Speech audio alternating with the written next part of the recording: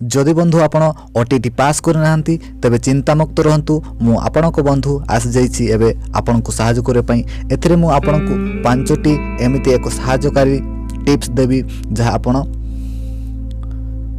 OTT पास करि पारिबे। प्रथम कथा होछि नेवर ईट मोर फूड और हेवी मील्स।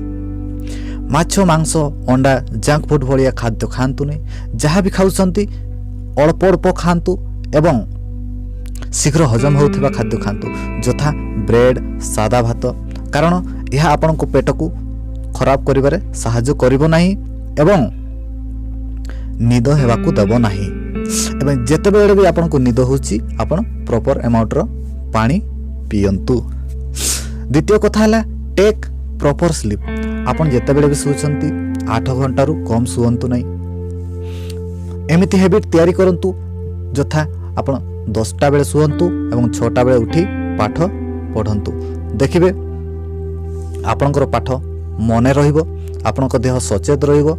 हैबिचुअली आपण सही हैबिट करंतु जहाँ आपनको मन को मन आपण सही समय रे उठिबे एवं पाठ पढ़िबे।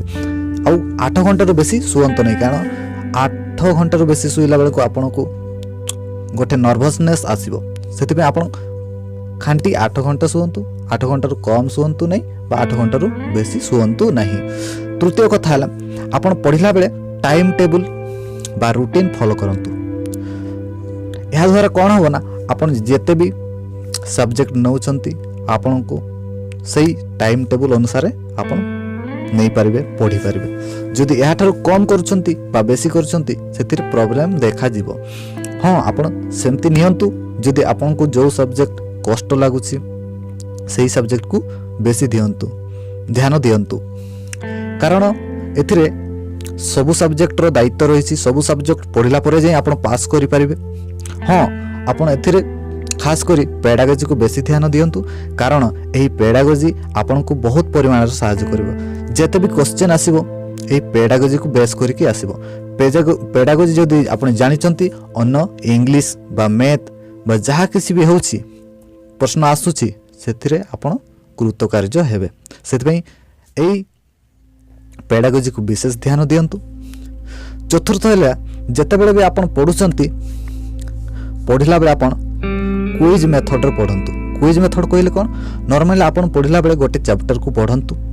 पढ़ी सारला पर कोन करिवे ना क्वेश्चन बैंक पछपटे जो क्वेश्चन बैंक थिबो सेथुर किछि क्वेश्चन बाछंतु एवं सेही क्वेश्चन को बेस करिया तार आंसर खोजिया पई चेष्टा करंतु।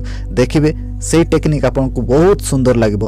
आपन को पाठ प्रति इंटरेस्ट आनिबो एवं जहा पढुचंती सेतिरे ता आपन को मन रही जीवो एवं आपन को इंटरेस्ट बढ़ी जीवो, आपन बोर हेबे नहीं। पंचम हैला प्रश्न पत्र कहले प्रीवियस ईयर क्वेश्चन पेपर्स। आपन पुराना गत किछि वर्ष रो पुराना क्वेश्चन पेपर आनंतु एवं से क्वेश्चन पेपर को टिकी निकी तन्न तन्न करी पढ़ंतु, देखंतु, बुझंतु। या द्वारा आपन कोन हबो ना क्वेश्चन पैटर्न जानि परिबे। क्वेश्चन पैटर्न जानि परिबे तथा प्रीवियस ईयर क्वेश्चन गुडी को जानि परिबे। को क्वेश्चन पढ़िथिला, केमिति क्वेश्चन पढ़िथिला एवं सेथुरु आपन फायदा यह पाइबे जे सेथुरु किछि क्वेश्चन देखिबे रिपीट हेथिबो। रिपीटेड क्वेश्चन थिबो। से रिपीटेड क्वेश्चन द्वारा एथरो मध सेहा पढ़ी पारे। तो सेति पई एई क्वेश्चन गुडी को देखंतु, प्रीवियस ईयर क्वेश्चन गुडी को देखंतु एवं ताकू फॉलो करंतु।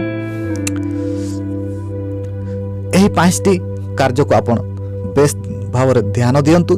देखिबे आपण ओटीटी रे पास हेबे, कृतकार्य हेबे, आपण निश्चय पास हेबे। जदि एही वीडियो आपण को भल लागिला तेबे शेयर करंतु, जहाँ अन्य सांग माने भी आपनकर फायदा मान हेबे। लाइक करंतु आपन को जदि वीडियो भल लागे एवं शेयर करंतु, कमेंट करंतु एवं शेष रे सब्सक्राइब कर दियंतु।